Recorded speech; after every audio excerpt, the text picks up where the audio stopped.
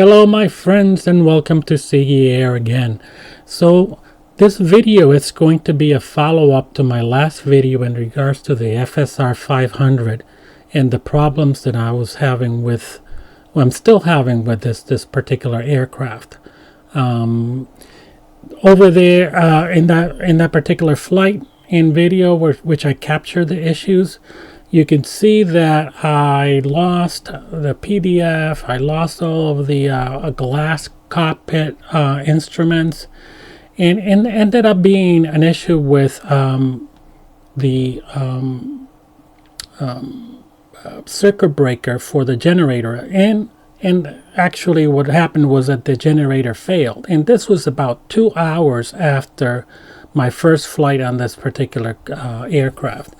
So brand new aircraft, not even 2 hours of flight time, and I lost the generator. So it took a little while to kind of fix that, and I ended up having to reset the whole plane and just set it as new. So nothing that it's really practical to do or anything like that.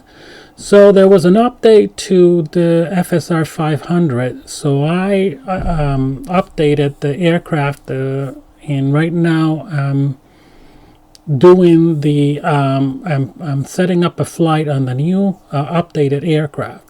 So as you can see, I still have issues with FPS here. So I don't know why this particular aircraft is killing my FPS, but it's, you know, I'm doing like 15 FPS, or, sometimes it goes down to 7 and it just stays there. So I'm not sure what the issue with FPS is there. So the other thing here is that so as you can see right now, it's this is a brand new instance of the aircraft, so not even 10 minutes old. So let's see how everything else goes. I'm gonna get it started, and I'm gonna see if I can recreate any issues. I'm gonna see if there's any continuing issues with FPS. So let's get this thing started and get going. As you can see, it's really laggy. So I don't experience this in any of the aircraft, even the PMDG. I have no issues with FPS. I don't have no issues with FPS in any aircraft. So I'm not sure what's going on here. So I'm just gonna get this started, and this is a fairly easy plane to get started. Just gonna set the start mode and then the starter. And this plane has this unusual sequence. So it goes outside and it shows you how the propeller gets going and all that. Just a little gimmicky for my taste. Oh. All right, so it looks like a good start here. NG is rising, ITT is rising, so I'm going to introduce fuel here. Alright, so this looks like a good start. So far so good. Alright, other than that, let's get the lights and let's get the avionics on and all the rest of the stuff, and take it for a little spin here.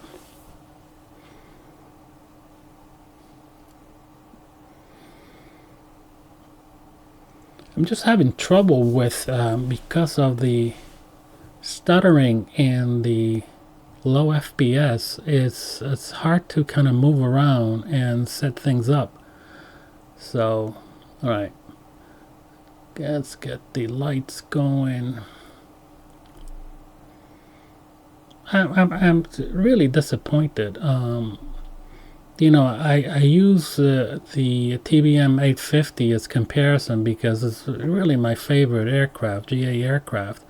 So I thought that I would add another type of turboprop, and this came, you know, there was a lot of hype around this particular aircraft, and you know, you can see it's good. It's got some details, but it's not at the level of the TBM. The TBM, you know, you go into the cockpit and you see all those instruments, all those analog instruments and all that, and they look so good. The level of details on those are really great. This one is just, you know, your glass cockpit, and you know, it's all right. It's all right. All right, so everything else looks good here. I'm not sure if the bleed air is good. It's out.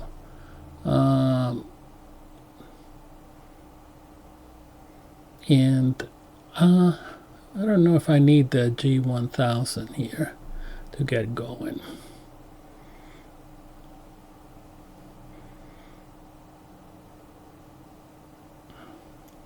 Yeah, we'll just turn it on. Let's just have the map on in here. All right. Okay. Let's move along here and take off. All right. So this particular plane also, if you know, really moves around on the taxi, and it's sometimes hard to control because you have to set up the beta range, and I had some trouble doing that with my Turtle Beach system here, and of course in Microsoft Flight Simulator you always get this guy on a van trying to cross in front of you and create some problems. It always happens anyway. So as you can see, I'm just having a lot of difficult time controlling it, and it's because of the FPS. It's just jumping around too much, and I'm getting like 7 FPS here. It's really not, something is wrong in it. As I said before, I'll try to figure out, but what I'm going to do is I'm going to show you a comparison. I'm just going to exit out of here and then load up the TBM 950. I'm sorry, the TBM 950, and show you kind of the, you know, a comparison here. All right, let's load up the TBM 850, and just let's set up ourselves into, is it up or down here? I always go the wrong way here. It is actually up. It's always the first few. I wish even if I try to type a search, it always gets me. It's right here. All right.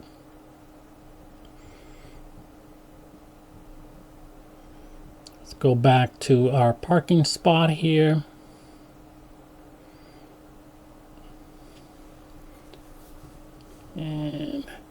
And by the way, this one usually loads up quicker than any of the TBM 850. The FSR 500 is just sometimes just hangs in here.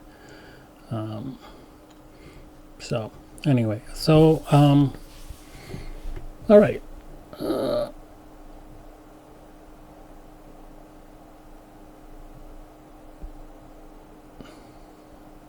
All right, we can quickly get this started, but if I go out and take a look at,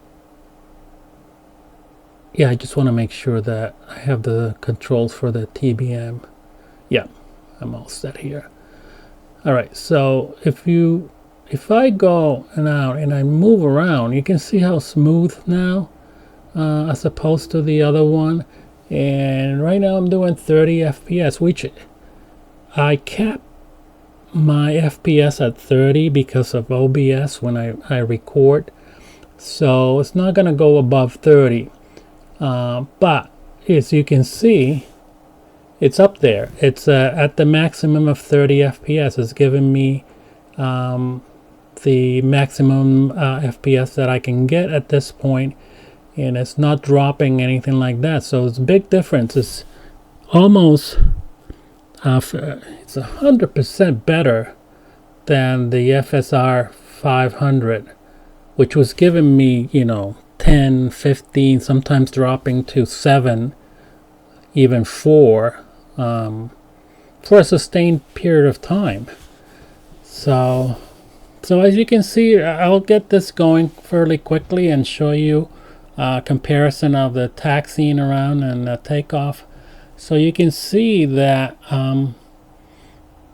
it's not my system that's doing this. It's the airplane. Now, could it be a setup issue?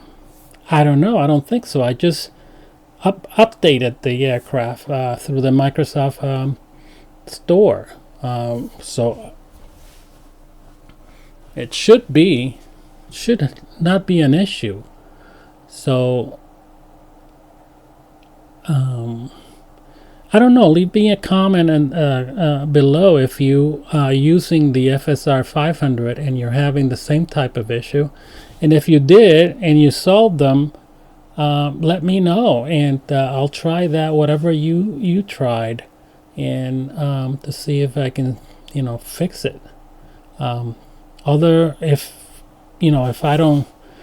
I don't see a solution, I just have to assume that there's something wrong with the aircraft and they need to kind of work on that. So take a look at this. This glass. Compare this to the glass cockpit, and the details on this analog and the instrumentation. It just looks so nice, and the resolution is so good. So there's a difference here. It's a difference in price too, but I think that this is was it $15-20 more? I think it was $49, and the FSR 500 is $32. So, but still, I mean, it's not that much of a difference in terms of price, but the quality, I say it's and performance is great. All right, so as you can see, even moving around on the cockpit it's pretty good. I don't have any issues.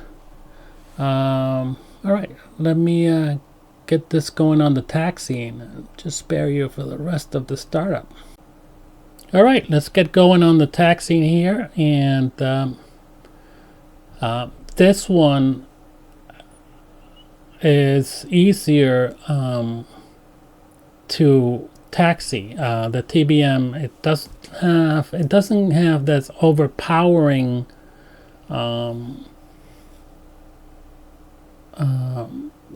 control that the FSR has. The FSR seems to, if you add some power, even if it's idle, it just gets going. It's really hard to taxi with it. It's just goes too fast. So the TBM, you can control it much better at idle. Sometimes you really have to bring it up above idle, a couple of notches above idle to get going really good. But as you can see here, smooth taxiing, no stuttering, no as I say that, it's a little bit stuttering, but sometimes this is just my OBS software. Sometimes does a little bit of stuttering, but as you can see, it's just smooth. And let me see if I can bring up my FPS counter here. That's the NVIDIA one. Is that a plane coming down and landing? I'm not sure. Maybe it's just flying over. All right, so regardless of that, look at that. It's just really smooth going here, as opposed to all that stuttering and right. So let's take a look at right now. It's 28, 29. So no issues with FPS, no issues with controlling the aircraft because of lack of FPS. So it's good. So there you have it. There's the judgment on this is that the FSR 500, there's something wrong with it. At least for me, it's not working right. It's the only aircraft that I have issues with in terms of performance here. So again, leave me a comment if you have the same issues, and if you like this video, if you find it informative about this whole thing, you just give me a thumbs up, and I appreciate that. We'll appreciate that. All right, I'll leave you with I'm gonna do a short takeoff over here, and happy flyings. And like I always say, always fly Sigi Air.